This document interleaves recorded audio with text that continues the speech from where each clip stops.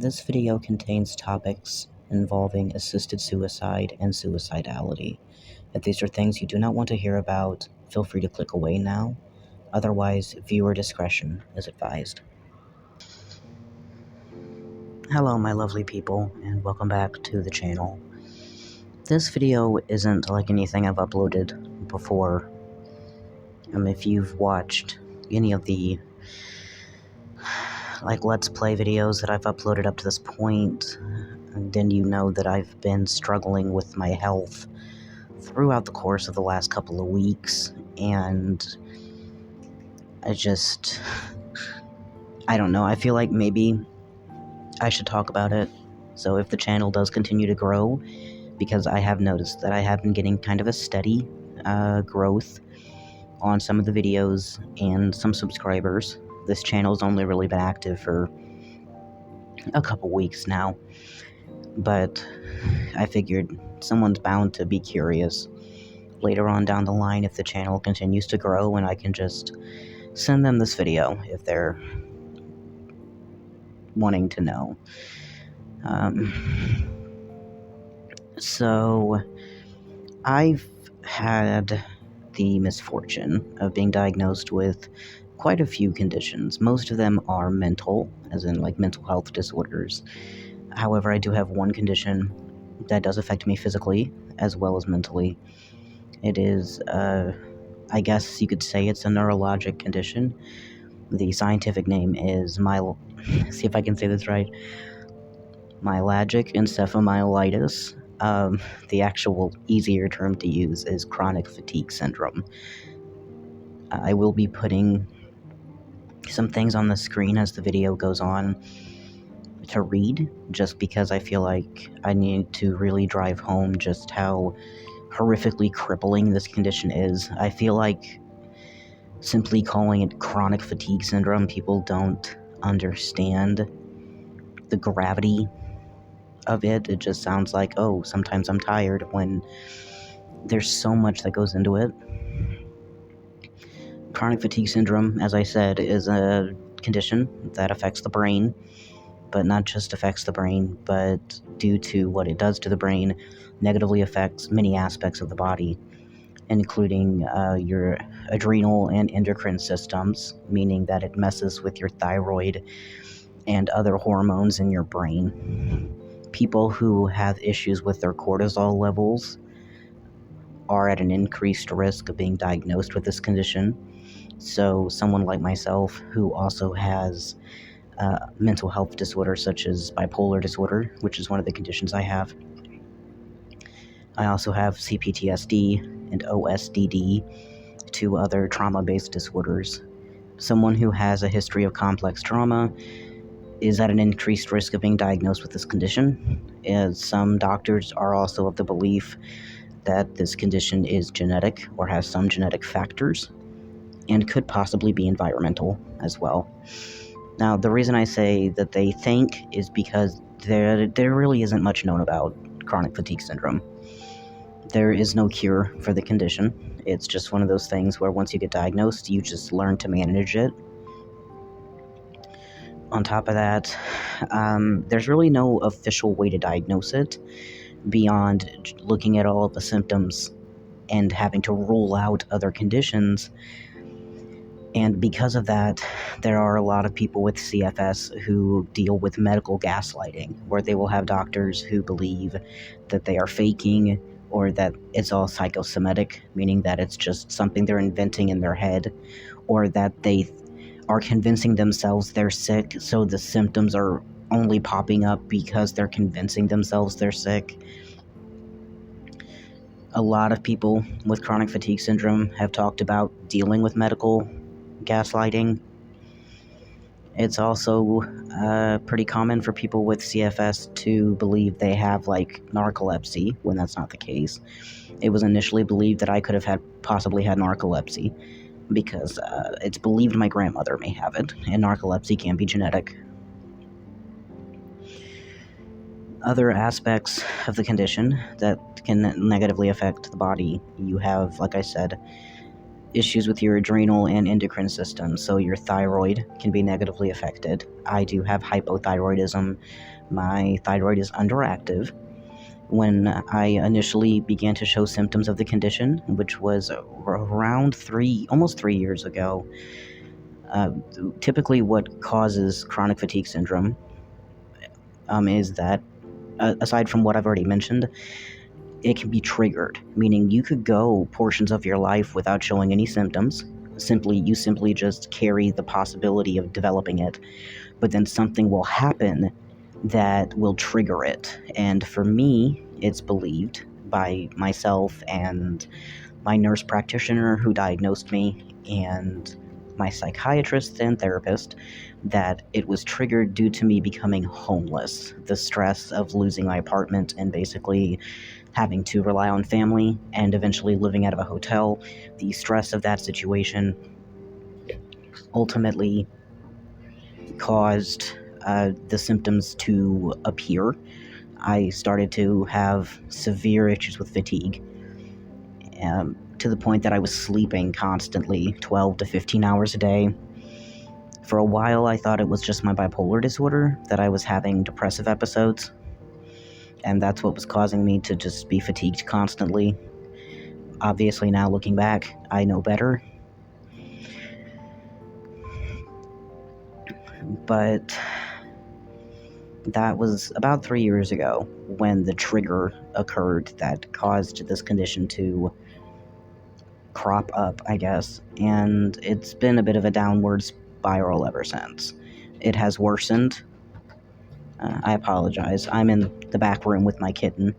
I'm actually recording this while laying down because I'm just exhausted right now. So, yeah, I can't even remember what I was talking about. I was showing signs of the condition, but they initially thought it was my thyroid and a vitamin D deficiency. But then once they started treating that and realized that the fatigue wasn't going away, then they realized it was something else. I'm very fortunate that my doctor, or my nurse practitioner, took it very seriously. I didn't have to worry about being gaslit like so many people with the condition do.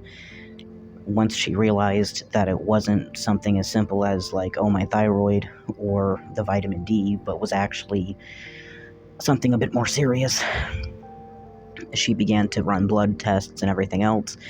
And we eventually, after about a year and a half of me suffering with the condition, I got the diagnosis, which middle of last year is when I got the diagnosis. So I've been living with it for about 3 years now, but I've only been diagnosed for about a year. And in those 3 years, as I said, it has gotten progressively worse. The condition has deteriorated over time. I went from being heavily fatigued to exhibiting symptoms that you would expect from people with the condition: extreme sensitivity to light, swollen lymph nodes, hypersomnia, meaning that I sleep constantly, but then also insomnia. I also have issues with that as well. Flu-like symptoms, so sometimes I will wake up with a fever, sore throat, cough, like I'm getting sick, when it's actually just a condition. Low mood, depression, and people with chronic fatigue syndrome have been known to be suicidal just due to how incredibly crippling it can be being stuck in bed or stuck in your home and being completely incapable of taking care of yourself, depending on how severe the condition is. I will, like I said, put some pictures up on the screen of other symptoms that I can't really remember off the top of my head. Again, apologies. The cat has decided that he just wants to let everyone know he's here, even though he was perfectly quiet before I started recording.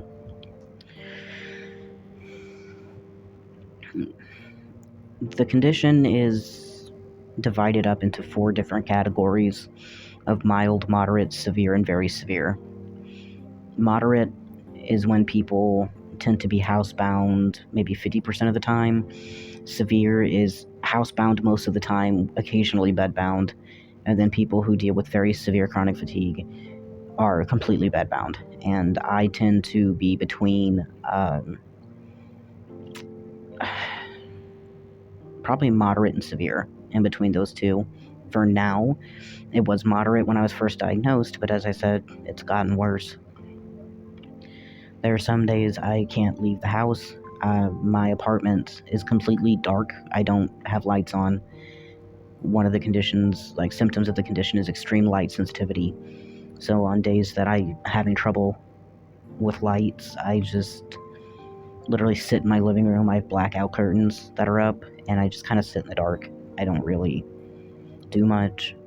If I'm on an electronic device like my laptop or my phone, I have it turned all the way down, the brightness all the way down.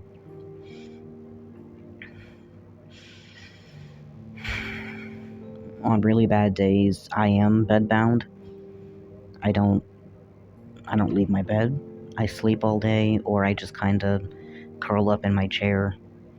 And when those days are bad, the reason they're bad is because my limbs feel so heavy that I can't move them. It's like they're literally full of cement. I'm completely incapable of walking. Sometimes when I do manage to leave the house, if I know I'm going to be out for a long period of time, I need a mobility aid. I have a cane, but at the rate that I've been going in terms of the condition progressing, I worry that I might end up in a wheelchair later on in life, which has happened for some. I have read articles of people who were diagnosed in their teenage years. One girl said that she was in a wheelchair for most of her high school career because of the condition. I did want to say, just adding this in here because I didn't mention it in the original recording, there's a lot more that goes into deciding the severity of someone's chronic fatigue syndrome than just allotting it into, mild, moderate, severe, and very severe. That's just what I found online. There's an entire equation where they have to compare the person's cognitive abilities to how long they spend in bed and other aspects of their life and how the condition affects it. But I also wanted to really drive home the fact that chronic fatigue syndrome is very difficult for those of us who struggle with the cognitive effects of it. It affects everyone differently, but people like myself who have cognitive impairments due to the condition, if you've watched any of my other videos and you notice how I'll start talking and then my mind will wander and I'll suddenly forget what I was talking about, or I'll talk about how I'm having some brain fog issues. Now, part of that is ADHD, because I do have ADHD, but some of it is cognitive dysfunction because of the condition, and I can forget very basic things, basic math. One thing I've talked about, not on this channel, but I used to be a musician. I even auditioned at Juilliard at one point. Like, I was very, very talented. I've completely lost all of my knowledge, which honestly hurts me because I was a professionally trained musician and I played for over a decade and won awards and even went to college for it for a short period of time, and I didn't make it into Juilliard, but I did end up going to college for it, and all of that is gone because the cognitive impairment of this condition has literally taken it from me. I've lost things that were important to me because of just how quickly this condition has deteriorated. I also have a medical card in my wallet that if I'm in a public place and I have an episode where I could possibly collapse, maybe if I have a brain fart and forget my cane and I need to sit down or whatever, I have the medical card available. I haven't had an issue yet where someone hasn't been kind about the situation, you know? The few instances I have had where I'm like, look, I need to sit down, or I'm getting overheated, or, I'm in a lot of pain, my legs are hurting me, my back's hurting me, whatever. The people that I've said that to have been very kind, but I do have that medical card, just in case. One of the aspects of the condition that's most frustrating for me is I have a hard time upkeeping personal hygiene and just my apartment in general. I'm not gonna, my apartment isn't like a level 5 hoarding situation at all. It's livable. Like, I'm not gonna sit here and be like, oh yeah, there's garbage everywhere. There's not. It's just, it always is cluttered in terms of, like, the kitchen's always got dishes in the sink. There's always a bag of trash that needs taken out that I can't take out. You know, some days I wear the same outfit a couple days in a row because I literally can't get out of bed to change. The only thing that I can do some days is just make sure the cats are taken care of. You know, I still manage to do that, even if it's a struggle, because, you know, I may be disabled, but they still need to be taken care of. Editing me again. Another aspect of this that is frustrating is the complete lack of empathy that people seem to have about the situation. When I have expressed in the past that sometimes I struggle to shower and brush my teeth, I always get people that are like, oh my gosh, that's nasty. That's so gross. You're gross. And they'll either say, like, oh, well, I have disabilities and I can manage to do it, or they just don't understand what it's like to be me at all and seem to lack the ability to empathize with people who do struggle. This also causes issues with me in terms of eating, in that when I'm having severe episodes, I don't eat because I'm barely awake. Some days I sleep 20 hours, so I'll be awake maybe 3 or 4 hours in the entire day. And I'll take my meds, and I'll drink some water and maybe eat half a peanut butter sandwich or something. And then that's it. You know, I'm actually trying to lose weight. I've been on a weight loss journey now for about 4 months. And while I've lost about 30 pounds, I have gained about 5 pounds, but sort of 25, 30. There are some days that are hard, not because I'm overeating, but because I'm undereating. And that can also be detrimental to weight loss if you are not giving your body the calories that it needs. I do have family and friends that come over and occasionally help me clean. I haven't had that happen in a while just because I was maintaining things okay until very recently.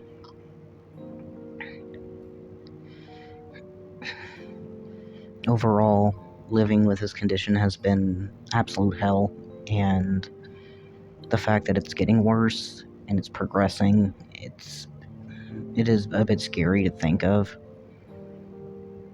I feel like some people hear, oh, chronic fatigue syndrome, sometimes you're just sleepy, and it's like, no, it's beyond that.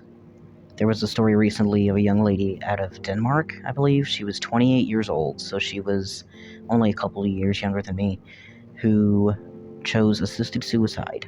She died by suicide, assisted suicide, because she had been living with chronic fatigue syndrome since she was a child, and it was so severe and crippling that she would have rather died than lived with it.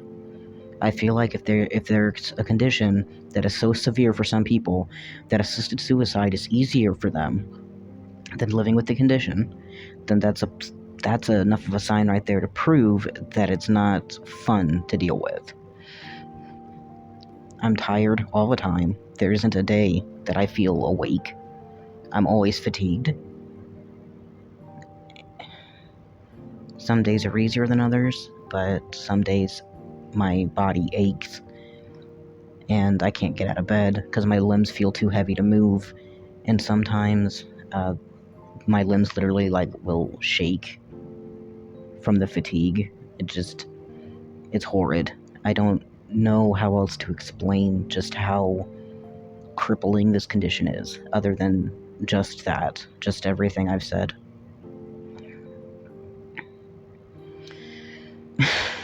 But yeah, that I am on disability here in the States because of this condition. This condition plus my bipolar disorder, and to a lesser extent my CPTSD. was what won me my disability case. And typically what they do is they bring someone in from the state who questions you. And it's like, okay, could you do this job? Could you do this job? And after explaining this condition and the fact that I can literally fall asleep standing up or collapse doing very basic things, keep in mind, you don't even need to strain yourself to have a relapse of the condition. It is very cyclical. You can have periods where you're okay and periods where you're not okay. And that can be triggered by very, very light stress from either physical or mental strain. Something as simple as getting mildly upset over a Facebook argument can trigger a relapse. Like, I'm not kidding, because I've had it happen. This most recent episode that I'm having was caused due to some very stupid online drama that I didn't even want to be a part of, but some other person was causing, and I had to step in and basically tell them to screw off, and just the stress of that alone was enough to cause a relapse. I've also had relapses because I made the mistake of walking too far. I took a walk to the therapy center I go to and back, which was maybe 6 miles, because I didn't have a ride back, and that caused a relapse. But for some people, it's something as simple as just walking to get their mail, taking out the garbage.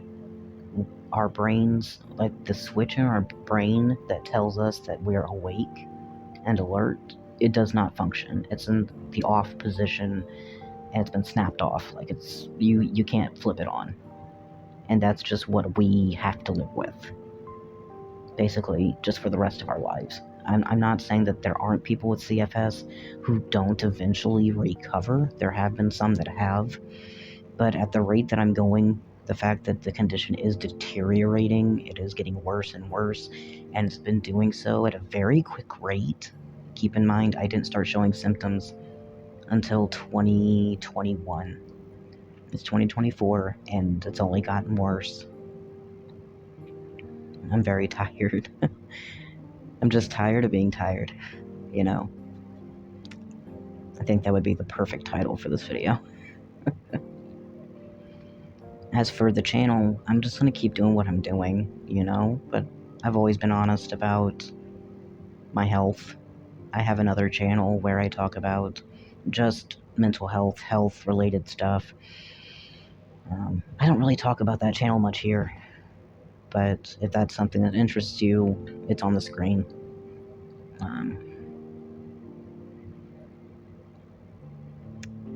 There's really not much I can do in terms of curing this condition. All I can do is just take it easy on days that are hard.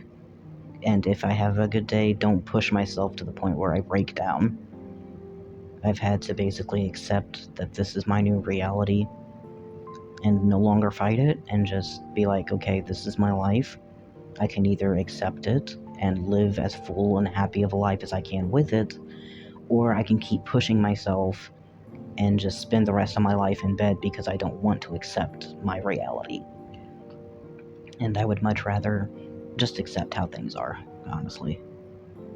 So if in the future I ever say in a video like, hey, I'm having a relapse because of this, I'm probably going to be offline for a couple of days while I recover, or if you're watching an old video and you hear me talk about it and you comment and you're like, oh, what's this, you know, don't be surprised if I just send this video to you. Like, this is just basic things. This is my life, basically. I will say, if you are curious about the condition, or if you're hearing some of the symptoms I'm dealing with, and you're like, whoa, this actually seems like something I might have, if you feel like this is something that you're dealing with, please reach out to a medical professional. This is one of those conditions that, while I 100% believe self-diagnosis is valid for certain conditions, CFS needs a hard diagnosis, in my opinion. I think this is something you definitely need to seek out medical professional stuff for. Anyway, that's all I have to say. My partner is still in town, so I won't be uploading again probably till August 1st.